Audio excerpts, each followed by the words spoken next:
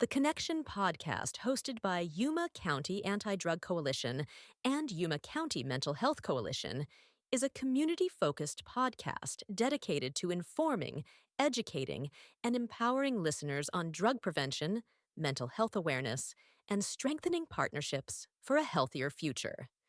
Welcome to the Connection podcast. I'm Joanne Pfizer, Executive Director of the Yuma County Anti-Drug Coalition, and here on behalf of Yuma County Mental Health Coalition.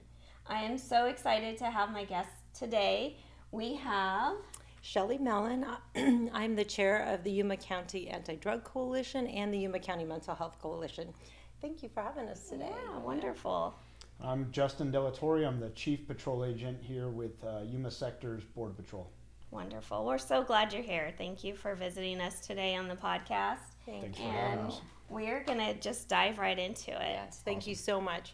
One of the things that we wanted to hear more about is, why is border security so important, and why is it important to the communities on the U.S.-Mexico border? Yeah, so border security, it really impacts nearly every community and town throughout the entire country. What happens here in Yuma Sector or any of the border sectors, it doesn't just stay there in those regions. It, from commerce, from the food we eat, the products we use, to the safety in our communities, the things that we miss that make it through the border that we're not able to detect, they make it into the communities. Things like dangerous drugs, fentanyl, meth. You see the volume of those drugs in different communities throughout the country. That's on us to interdict that stuff before it makes it into the community. Then you look at from agriculture, things like that, from the labor that we use to support the agricultural work, it all has a tie to border security. Absolutely, I agree 100%. What is the current state of activity along the border in the Yuma sector that is compared to like this year to last year? Are you seeing any differences, or just in general, how's everything looking? Right now, we're averaging about 4 arrests a day in Yuma sector for illegal entry, and that's for 126 miles of border that we patrol. Oh wow! Here in Yuma, we patrol from the Imperial Sand Dunes all the way out to the Yuma County line, where Yuma Station patrols. Mm-hmm. And so 4 arrests a day. I mean, these are some of the lowest numbers that we have on record since we've been tracking the number of people that we arrest. This time last year, we had about 54,000 arrests. This year, right now, for fiscal year 25, we're at just over 7,000 arrests. So we're about a 90% reduction in the volume of people who are illegally entering. Wow, why do you think that is? What's the factors you think? Well, there's a couple key things that we've done. We no longer will release people who've illegally entered before their case has been adjudicated. So last year, several years back, we were overwhelmed with a large volume of people who were illegally entering, and we would process them and then release them into the United States before their case was adjudicated. Okay. And so that single point right there was really sending a message to folks that they could illegally enter and then be released into the country before a decision was made. It really created a kind of a snowball effect with more people making that decision to illegally enter. The reason why that's concerning is because just about every person who illegally enters, they're being smuggled into the country. Mm-hmm. It's not, gone are the days where someone could just decide to illegally enter on their own for whatever reason and walk into the country. Mm-hmm. That is all controlled by the criminal organizations. It's highly organized crime, coordinated by the cartels, and people are exploited during that process. The cartels charge them on average about $10,000 each. That's insane. Yeah, to be smuggled in. Many of these folks are coming here for economic purposes sometimes, to make a better living. They don't have $10,000. Mm-hmm. And so what happens is they end up working off that smuggling debt. It's a form of indentured servitude, and it just goes against the values of our country. Right. We have labor laws in place so that people are paid proper wages. They're given proper living conditions. We have all these laws as a country because that's what we value. And so, when people knowingly hire people who aren't legally allowed to work in the United States, they're actually supporting the cartels. They're supporting that smuggling process. and supporting the exploitation of people. Not only are they exploited through labor in the United States, but just the journey of crossing. I mean, here we are at 105 degrees today. We know it's going to get hotter this summer. Yeah, it is. It's dangerous. It's extremely dangerous. That makes That sense. is. So What do you think with those policies and the changes that have been put in place, how do you think that impacts our community with those changes? Do you see we should see a direct impact, I would think. yeah, with the fewer people who are crossing illegally, that's fewer people who are being exploited, less money going into the hands of the cartel. Oh, yeah. And now our agents, we're freed up to go out, patrol the border, patrol the highways, and interdict some of the dangerous stuff. Interdict the drugs that are coming through, weapons that are going south into Mexico to fuel, the cartel violence. Our agents are the uniformed patrol mechanism in the community that we're responsible for interdicting that stuff. So now we do have the time, the ability to get out and patrol and keep our community and really the country safe. So it allows your awesome. team to get back to do all the broad things. And there's a Yeah. lot of things I don't think we even know that your team covers, Right. across the border. So, we enforce immigration laws, our country's customs laws, and then other federal laws as well. So, Yeah. I mean, it could be drug smuggling, human trafficking, counterfeit goods, weapons, things like that. Our That's a agents lot. have the authority to make those arrests. How large is your team in the sector? We have a little over 900 agents here in Okay. Yuma sector. We'd consider it about a medium-sized sector. Okay. You go to the east and Tucson sector, about 3,200 agents Oh, Wow. for Tucson sector. They have about double the size of border that they patrol out there. So, for Arizona state as a whole, we're over 4,000 agents. 1,000. Oh, That's that's amazing. interesting. Yeah. Yeah. Wow. Tell Thank me you. about your defund the cartel campaign, because you did say that it's relatable with everything. And Yeah, so, the cartels are profiting on cross-border crime. And this has been going on for decades. But they have earned so much money off of illegal activity that they're able to destabilize whole sections of Mexico, cities where you have high levels of violence. Even to our south here in San Luis Rio, Colorado, the homicide rate has been pretty high. We've noticed a decrease recently, but still a very high number of homicides just to our south here in Yuma. The majority of that violence is cartel related violence. And so, our agents, Department of Homeland Security, we are truly doing everything we can to hold people accountable who break the law. But we also need the community's support to adhere to the laws. And it may seem like common sense to ask people like, hey, can you please, adhere to the laws that we have? But I want people to understand the consequences of their decisions. Even something as simple as using, it's not really a simple thing. When you use a dangerous drug like meth and fentanyl, I mean, it has serious impacts on your health. The number of people that we have addicted to meth and fentanyl and some pretty dangerous drugs, it has a negative impact on our community because these are, Absolutely. Oftentimes they're kids who get hooked on drugs when they're young. And those are people who could be potentially contributing members of the community. And so that simple act of using meth, using fentanyl, that's directly providing money to the cartels. Hiring somebody who's in the country illegally, that's a person who has been smuggled into the United States by the cartels. You are, if you knowingly hire people in that situation, you're essentially driving the need for human smuggling. You're giving the cartels That's a good point. the people, the commodity that are being used Right. in the country. So it's really a desire to kind of reduce the demand for illegal labor, for drugs, things like that are in violation to our law, that are funding all of that violence in Mexico. That's an important campaign all the way around if you think about it, all those examples that you gave.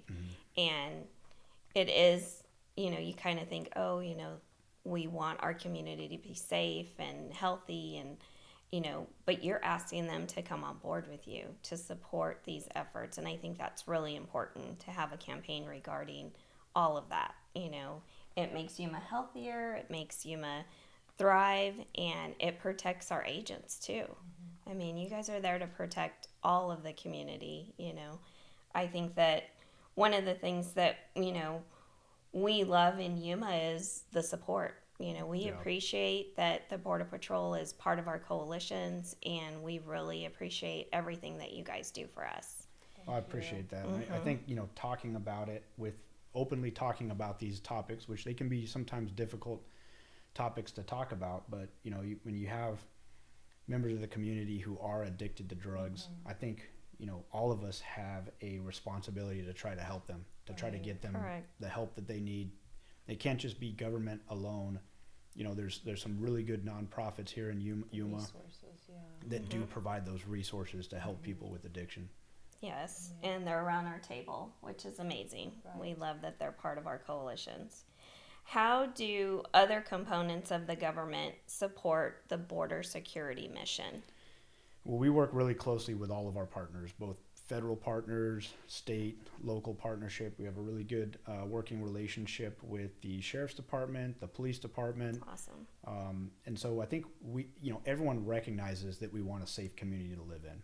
So, you know, if we see a violation of law that may not be something that we enforce federally, like someone driving erratically on the highway who potentially under the influence that could, you know, cause harm to someone in the community, our agents will stop people in those situations for safety, and then we'll contact the local law enforcement so that they can take action. That's amazing.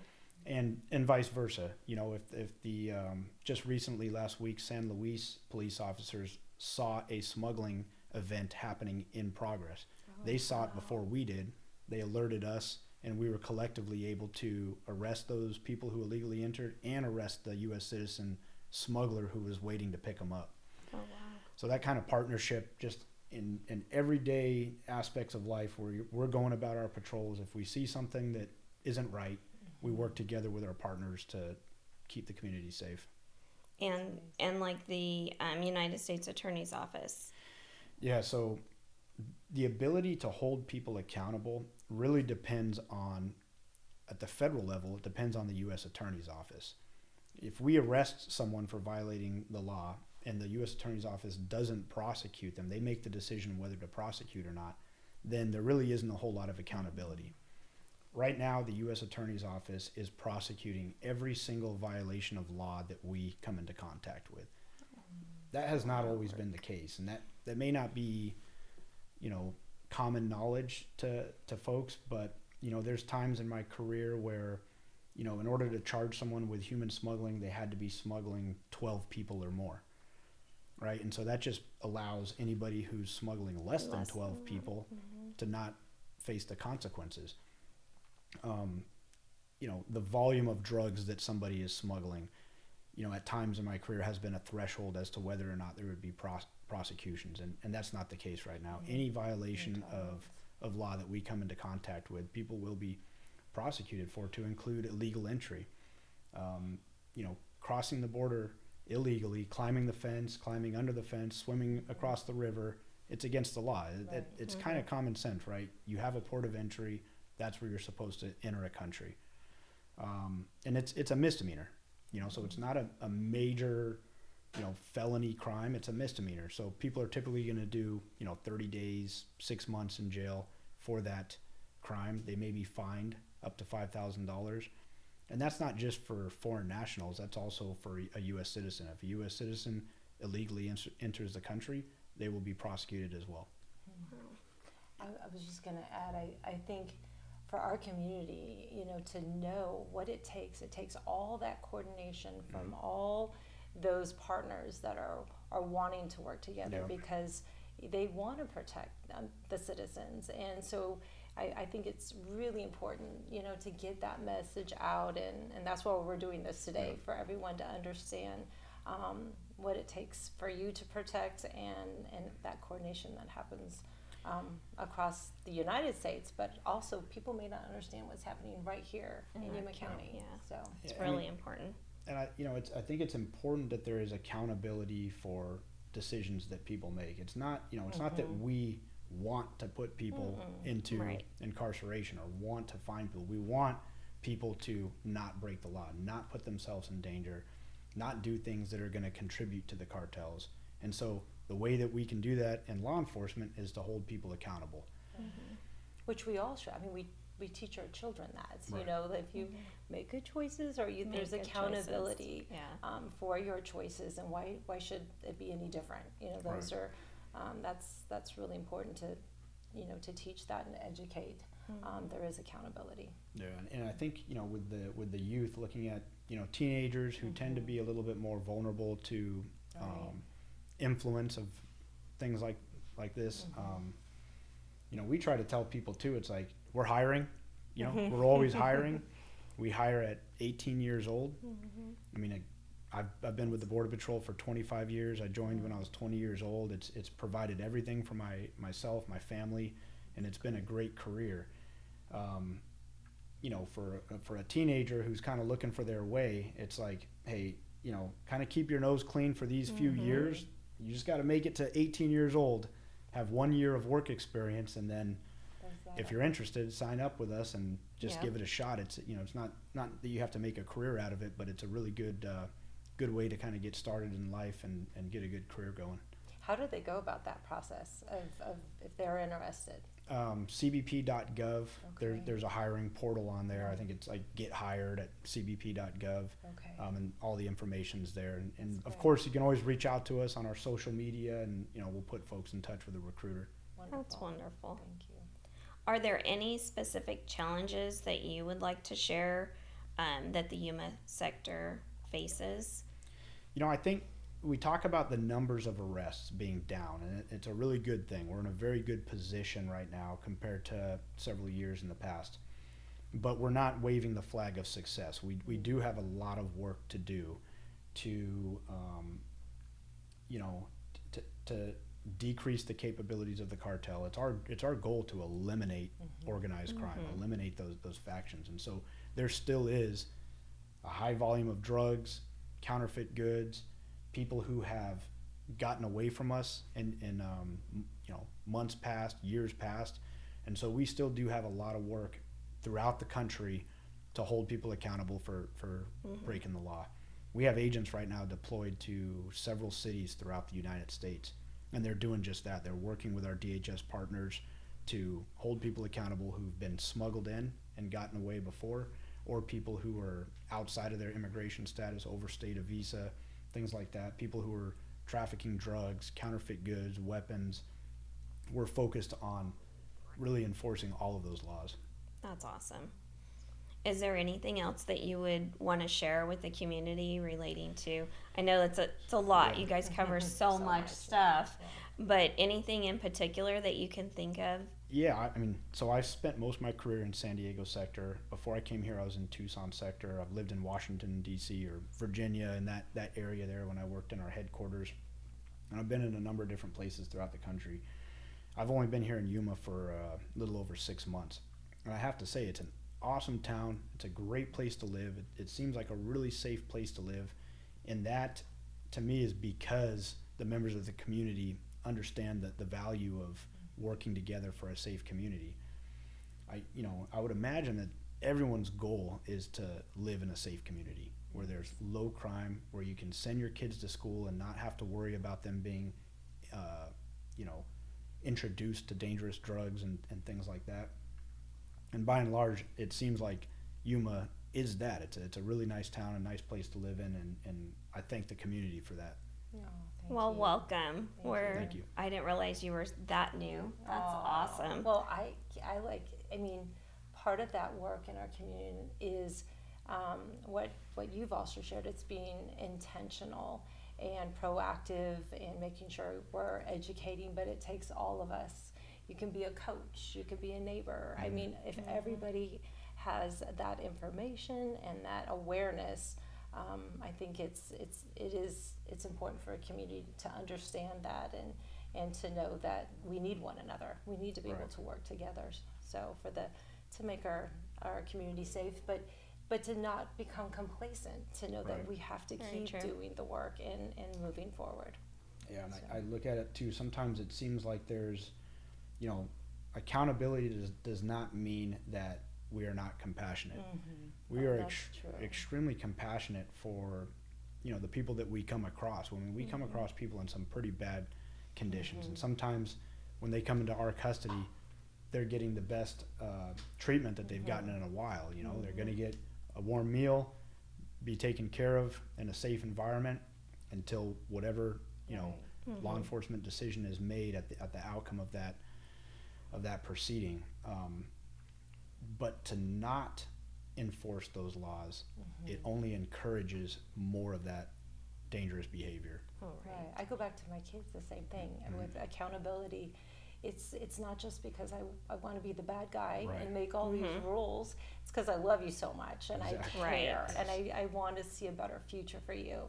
And that's the compassion, that you have. It's not just because you want to be, tough. It's for their safety, our safety, and so thank you. Absolutely. Thank you for caring. Thank you guys. We really appreciate you. Yes, Yuma does care. We appreciate you being here again. Welcome to Yuma. Thanks. We love hearing people come to Yuma. Born and raised. I'm born and raised here, nice. and I was born in San Diego, Yeah. but raised Okay. here. but raised here, and so we love Yuma, and we hope that you enjoy it and love it as much as we do. Thank you again for being our guest today. Yeah, Thank thanks you. so much for having us. Really appreciate it. Thank you. Yeah, definitely. you. Well, you can find us at YCADC.org, and we are signing off today on the Connection Podcast. Bye.